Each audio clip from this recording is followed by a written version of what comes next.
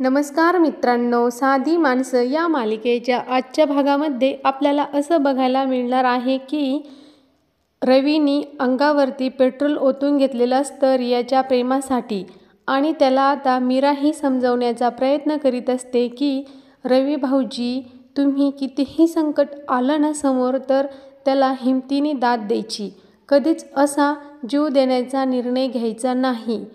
तर रवी मीराशी बोलतो की वहिनी, मला माहिती आहे तू माझ्यावरती खूप रागवलेली आहे, पण मला जीव देण्याशिवाय काहीच पर्याय सुचला नाही, कारण आमच्या प्रेमाला कुणाचीच साथ नाही.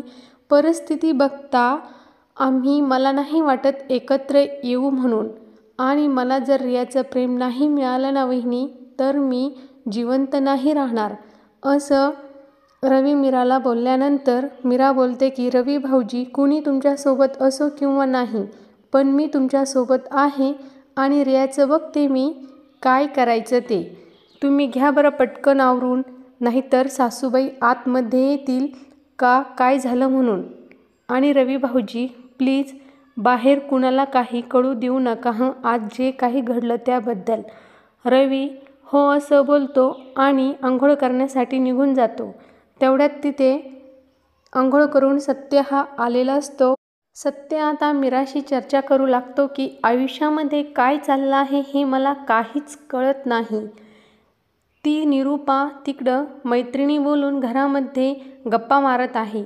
रव्याच्या आयुष्यामध्ये काय चालू आहे तिला त्याचं काहीच घेणं नाही. आता मात्र सत्य खूप मोठ्याने बोलत असतो, तर मीरा त्याला हळू बोला असं करते. तर सत्य म्हणतो, हळू काय? हळू बोला. अगं हळू काय? रव्याची आई आहे ना ती, आई म्हणून तिला काहीतरी माहिती हवंय ना, की त्याच्या आयुष्यामध्ये काय चालू आहे ते. मीरा बोलते की अहो, आईने आपल्याला बाहेर बोलवलं ना, मग चला आपण बाहेर जाऊ, तर काय म्हणतात ते तरी बघू. सत्य बोलतो की हो तू जा, मी नाही येत.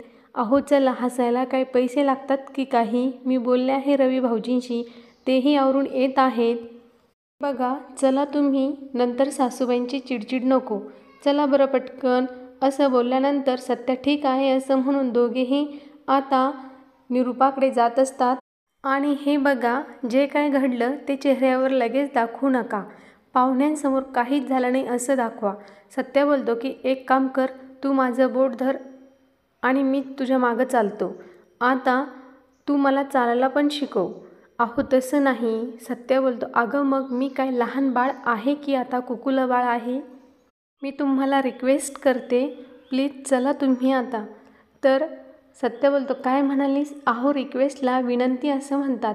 ठीक आहे, तू मला इथे विनंती कर आणि मग मी बाहेर जाऊन असे दात दाखवतो त्यांना. मीरा बोलते, अहो काय पण तुम्ही? अगं मग बाहेर काय सर्कसच आहे ना दात दाखवायला. ती निरूपा पण खूप एक जोकरच आहे. काम कर, चिकटटीप असलं ना तर ती दे, नाहीतर सुई धागा असेल ना तो दे, मी माझं तोंड शिवून टाकतो. आणि आता मीरा सत्याला बाहेर हात पकडून ओढतच घेऊन जाते. इकडे आता निरूपा ही खूप ॲडव्हान्समध्ये बोलत असते की तुम्ही आत्ताच बघितलं ना आमच्या रवीला, कसा राजबिंडासारखा दिसतोय तो.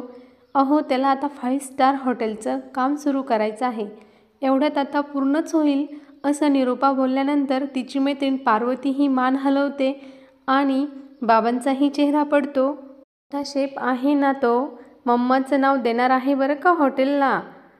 तुम्ही पण या, म्हणजे माझं नाव देणार आहे तो. आणि तेवढ्यात तिथे सत्य आणि मीराची एंट्री होते. निरूपा बोलते की सत्य तेवढ्यात बोलतो, अगं समध्या 5 स्टार हॉटेलमध्ये AC हा असतोच. तर निरूपा म्हणते, तुम्ही नका त्याच्याकडे लक्ष देऊ, खूप जोकिंग आहे तो. आमच्या इथे ना सगळे बिझनेसच करतात बरं का.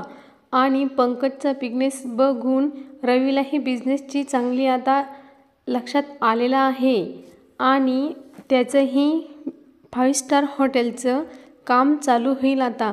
सगळे बिझनेसमॅन आहोत आम्ही, असं बोलल्यानंतर आता देविका आणि पंकज खूप खुश होतात. तर मीरा आणि सत्य बाबा यांचा चेहरा पडलेला असतो. आणि निरूपा बोलल्यानंतर सत्य बोलतो, ज्यांना काम नसतं ना ते हे धंदे करतात. तर ती मैत्रीण बोलते, तू काही बोलला का? तर निरूपा बोलते, नाही जोकिंग, जोक करतो, आम्हाला ना घरामध्ये टी व्ही लावायची गरजच नसते. सत्या खूप जोक मारतो घरामध्ये. आणि तेवढ्यात तिथे एंट्री होते, ती म्हणजे रवीची. आणि लगेच निरूपा पंकजला सांगते, त्याला एक चेअर आण. तर पंकज चेअर घेऊन येतो. निरूपा बोलते, मोठा भाऊ आहे ना. तर चेअर घेऊन येतो पंकज आणि रवी त्याच्यावरती बसतो. तर निरूपा बोलते, तुम्ही मगाशी बघितलं नसेल ना व्यवस्थित, तर आता मात्र चांगलं निरखून बघा. आणि आता ती मुलगी प्रश्न विचारते की तुम्ही मगाशी म्हणालात की पडला तर तुम्हाला कुठे लागलं नाही ना. तर आता निरूपा लगेच म्हणते, नाही नाही, माझा रवी खूप स्ट्रॉंग आहे. तर तिची आई तिला धक्का देते आणि बोलते, बघ तू बोलल्यानंतर लाजला बघ. आणि त्या दोघी गालातल्या गालात हसू लागतात. आणि तो बरं का आत्ताच फॉरेनहून आलं बरं का. आता तुम्ही बघा त्याचा चेहरा किती साधा भोळा आहे. त्याचं आता 5 स्टार हॉटेलचं काम चालू करायचं आहे, पण त्याचा चेहरा बघून वाटतं का तुम्हाला? बघा किती साधा भोळा चेहरा आहे माझ्या रवीचा. आणि याच्या हाताची चव चाखायला आहे ना देशभरातून लोक येतात बरं का. तर रवी बोलतो, आई काय बोलत आहेस तू? निरूपा बोलते, बघा किती लाजतो, याची ओळखच करून नाही दिली तुमच्याशी, थांबा. आणि रवी तुझी ओळख करून देते, ही माझी आणि पारूची मैत्रीण बरं का रे. ही आफ्रिकेहून आली आहे आता तिकडचा सगळा कारभार करून. तर ही आता इथेच राहणार आहे आणि ही त्यांची मुलगी. हिने लग्नासाठी तुला पसंत केलं बरं का. आता मात्र रवी मीरा आणि सत्याकडे बघतो. सत्याही गोंधळलेला असतो. निरूपाची मैत्रीण आफ्रिकेमधून आलेली बोलते की निरूपा तुझे मिस्टर काय करतात ग? तर आता निरूपा बघा मित्रांनो काय उत्तर देते ते, माझे मिस्टर ना ते रेल्वेच्या याच्यामध्ये होते. तर त्यांच्या नजरेशिवाय आणि त्यांच्या इच्छेशिवाय रेल्वेचं चाकसुद्धा हलत नव्हतं बघा. सगळं इंजिन वगैरे सगळं त्यांच्या मर्जीने चालायचं. आणि आता म्हटलं मुलं एवढे छान बिझनेस करतात तर तुम्ही कशाला जाता? त्यांनाच बिझनेस करायसाठी तुम्ही मदत करा. पंकजने त्यांना सांगितलं ना, तर तेव्हापासून ते पंकजचाच बिझनेस सेट करून देतात. ते आता निरूपाला बोलतो की आज बापावर लयच प्रेम आलेलं दिसतं बघ. तर ती आफ्रिकेतली मैत्रीण बोलते, आज परत आता त्यांनी जोक केला काय? तर निरूपा बोलते, जाऊ दे ना सत्या, काय तू एवढे जोक मारत आहात ना मित्रांनो, माझा लाडका लेक आहे. आणि मित्रांनो आता निरूपा ही सत्याजवळ जाते आणि त्याचे गालं पकडते आणि बोलते की ह्याच्याशिवाय ना मला करमतच नाही. खूप गालं ओढते सत्याची. नोकीचा एकदम स्टार आहे, स्टार, चुकू चुकू चुकू असा निरूपा आता आज खूप खुश असते. चक्क ती सत्याची गालं ओढते मित्रांनो. आणि हे काही बाबांना बघवत नाही. तर बाबांना अचानक ठसका लागतो. मीरा मला पाणी दे ग, बाबा म्हणतात. मीरा बोलते, मी घेऊन येते. आणि आता निरूपा बोलते की बघितलंस ना, ह्याचा जोक ऐकून ह्यांना पण ठसका लागला. मनातल्या मनात हसले ना, तर त्याचा त्यांना ठसका लागला. मित्रांनो निरूपा आज ही जाम खुश असते बरं का. तुला सांगते मी, ह्याचे जोक ना टी व्हीमध्ये पण दाखवले जातात. अगं मग तू सांग ना कशामध्ये दाखवले जातात, आम्ही पण बघू ते. आता मैत्रिणीने असं विचारल्यानंतर मीरालाही हसू येतं. आणि निरूपा बोलते की अगं आता नाही, लहानपणी दाखवले जायचे ते. आता त्याला ना अजिबात वेळ नसतो बरं का. मोठी ट्रॅव्हल कंपनी आहे त्याची भारतामध्ये. पाणी देते तुला धुवायला, ते पाय चिखलाने गच्च भरले. ते बकेट घे इकडे माझ्याकडं.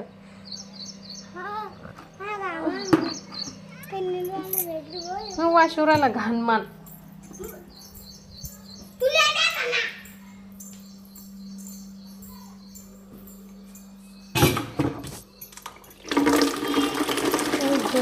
ह्या सत्याचे तर ना भारताबाहेर आणि भारतात दौरे असते ट्रॅव्हलिंगचे. खूप जीव लावला. पार्वती बोलते निरूपाने 3ही मुलांना पण.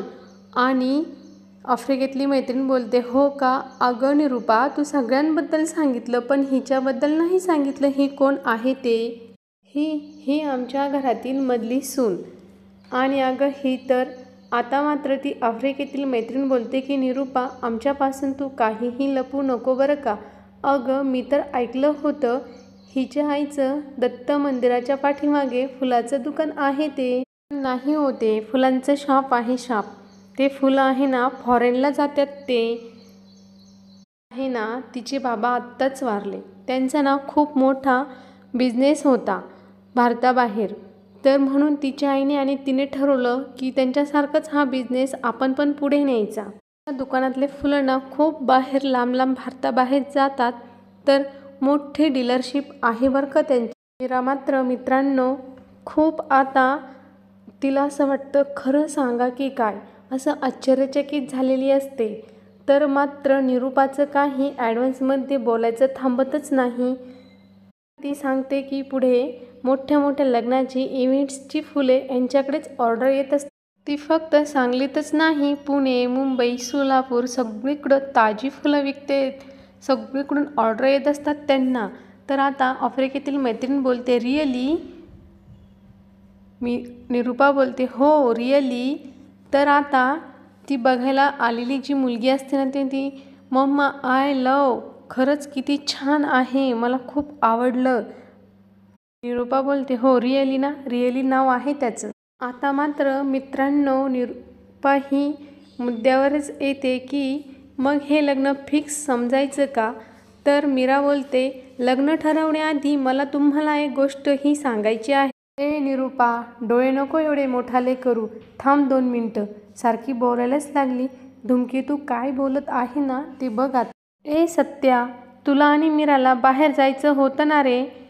तर सत्या बोलतो, ए पार्वती चुप बस तू. सत्या बोलतो की आता मीरा जर नाही बोलली ना तर मीच बोलणार होतो मावशी, की सांगितल्याबद्दल आम्ही जाणार नाही होतो आणि तसंही आम्ही खरं बोलल्याशिवाय जाणार नव्हतो. तर ती बाई बोलते, अगं काय खरं सांगायचं आहे. आणि आता उद्याच्या भागामध्ये काय होणार आहे तोपर्यंत लाईक करा, शेअर करा आणि सबस्क्राईब करायला विसरू नका. बाय.